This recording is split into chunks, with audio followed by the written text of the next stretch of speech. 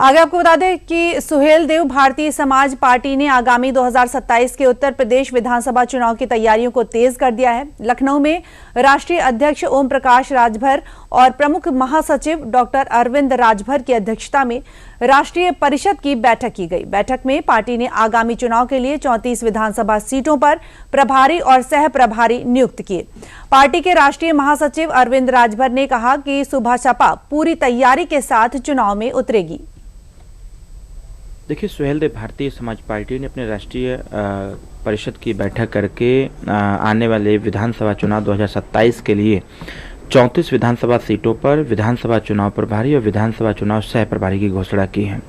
हम लोग लंबे समय से लगातार उन विधानसभाओं में बूथ स्तरीय कार्यक्रम चला करके संगठन को मजबूत करने का प्रयास किए और संगठन की मजबूती के दृष्टिगत जातीय क्वेश्चन तैयार करके हम लोगों ने अपने 34 सीटों की घोषणा की है।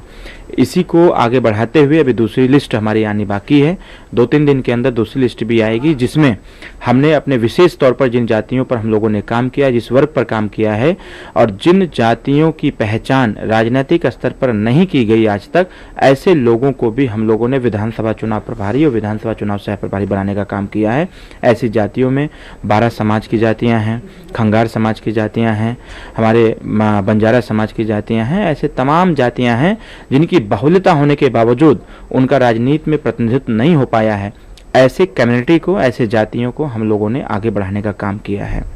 देखिए, विपक्ष स्वाभाविक तौर पर है विपक्ष का घबराना, क्योंकि विपक्ष ने जनता के बीच जाने का काम नहीं किया, जनता से संवाद नहीं किया, बल्कि विपक्ष ने, जो विपक्षी पार्टियां हैं, वो एसी रूम में बैठ करके ट्वीट करने का काम किया और एसी रूम में बैठ करके प्रेस कॉन्फ्रेंस करने का काम किया, बल्कि वो जनता से संवाद करने का काम नहीं किया। और जिस प्रकार से पब्लिक डोमेन पर एक चर्चाएं बड़ी तेज हैं कि विधानसभा के चुनाव जल्द हो सकते हैं, इससे विपक्षी पार्टियां, चाहे समाजवादी पार्टी हो, चाहे बहुजन समाज पार्टी हो और चाहे कांग्रेस पार्टी हो, सभी लोग हतोत्साहित हैं, घबराहट में हैं।